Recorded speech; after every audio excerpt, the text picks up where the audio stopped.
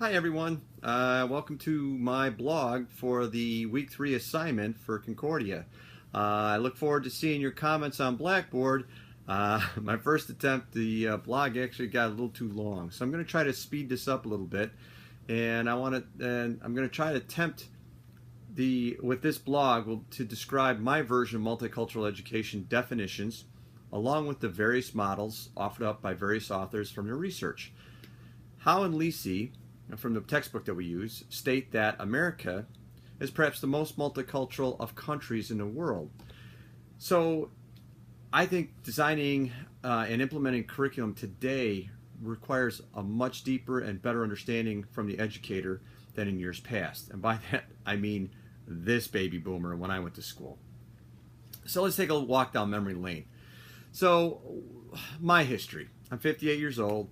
I'm a baby boomer. I went to grammar school in the 60s, and basically what I needed to do in order for me to be more multi-educational, I need one of my favorite authors is Patricia Hinchy, and I have to use critical consciousness, or I have to understand my own critical consciousness in discussing in her, in her book. She actually has a really good quote from Parker Palmer. It says, "When I do not know myself, I cannot know who my students are. I will see them through a glass darkly and in the shadows of my unexamined life. And when I can't see them clearly, I cannot teach them well." I think it's very profound.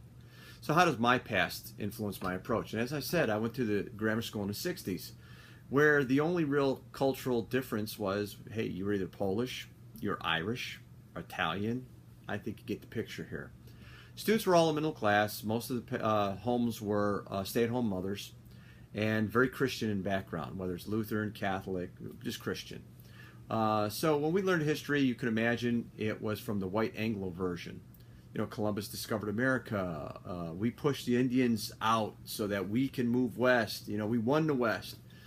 And after reading our literature that we had this week, you realize that, hey, all the books that I had growing up were written by European males, so we got their perspective.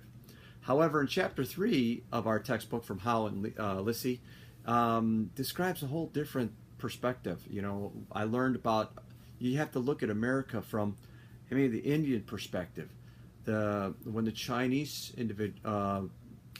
immigrants came over, the Japanese immigrants, African American, we never learned that perspective. And so I never looked at a different lens until in the most recent years. And so it kind of infuriates me. It gets me angry, the fact that how we were, taught when I was younger.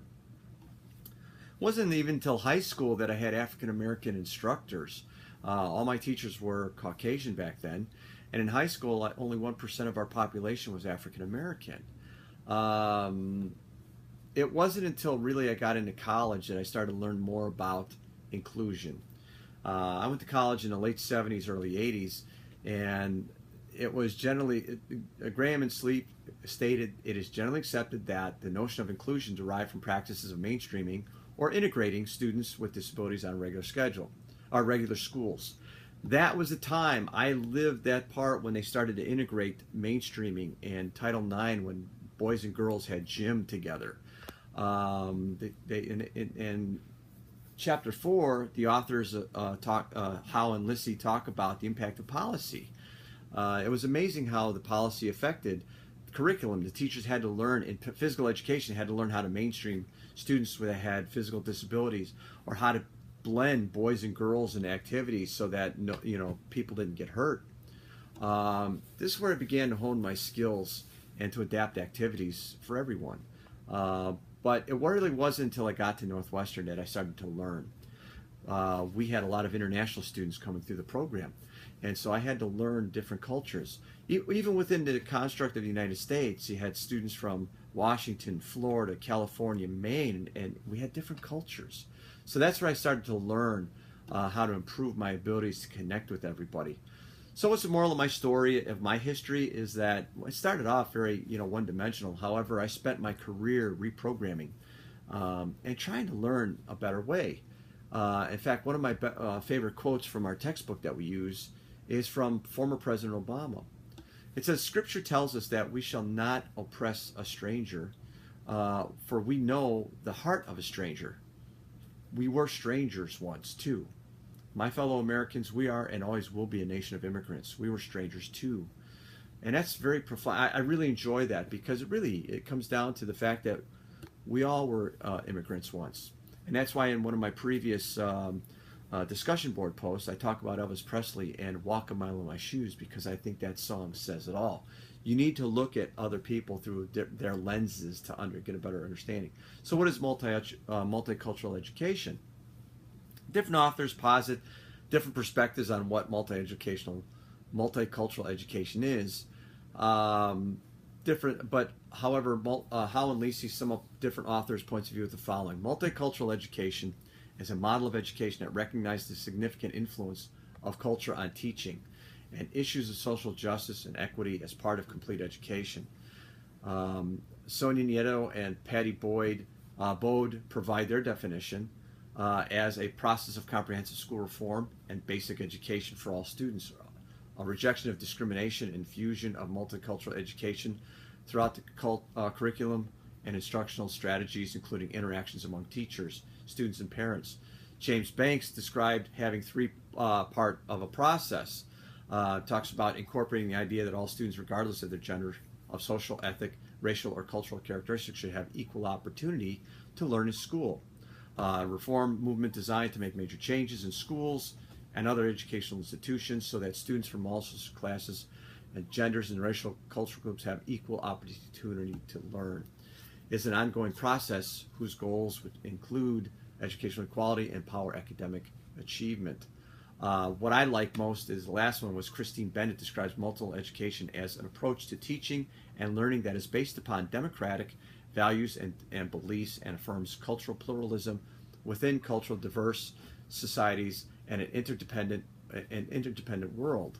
I really like her definition. Regardless of the definition you align with, the end result is the classroom has to change with the times. It can no longer be the classroom that I grew up as a baby boomer.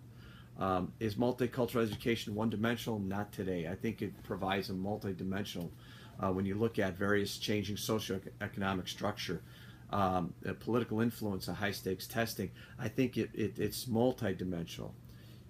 Curriculum has to change, and it has to be viewed upon in a kind of a nebulous state, looking at different areas. The effective teacher needs to also look at how each child learns. We have to look at our learning theories and look at how the zone of proximal development, like maybe Vygotsky. You have to challenge each student regardless of the background and what they are. Sonia Nieto again summed up nicely, stating that that learning is a complicated matter. It's influenced by many factors, individual experiences, personal idiosyncrasies, biological differences, family motifs, identities, the relationships between students and their teachers, and social ideologies, among others. To focus on only one or two aspects is to miss the big picture. So what does the multicultural educator look like?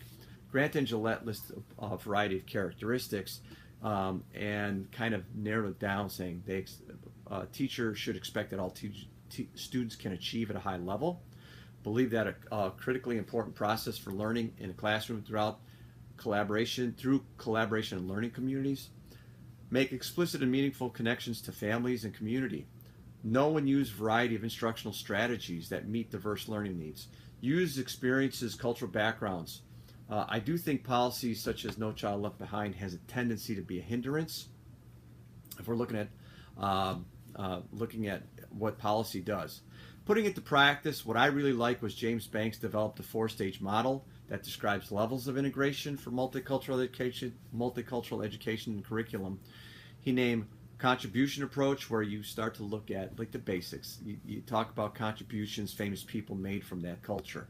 Additive approach, teachers add to concepts, content, and themes. Transformation approach, teachers start to change the structure of the curriculum so students can see events and concepts from several perspectives. The last and most infused is a social action approach, where students become part of the decision making. when I reflect back on my experiences, I'm not sure I can ever say that I have gone beyond contribution or additive. Although as we move forward, I'd like to see if I can. But once again, I'll see how I can infuse that into, believe it or not, into my working relationship at the VA. In conclusion, I really want to say, can I ever really be multicultural? I have experienced a variety of cultures, and I've worked hard to reprogram and understand multicultural education. But can I really be a The analogy I like to use is like with my son. Sure, I've learned how to be computer literate, but can I ever compare to the students or the kids now that are growing up, the generation now that grew up with computers? That's what I mean. Is can teachers that are younger teachers now that grow up in a more diverse land, I think have a better handle on it. Anyways, I look forward to your comments, and I hope this wasn't too long, and thanks for listening.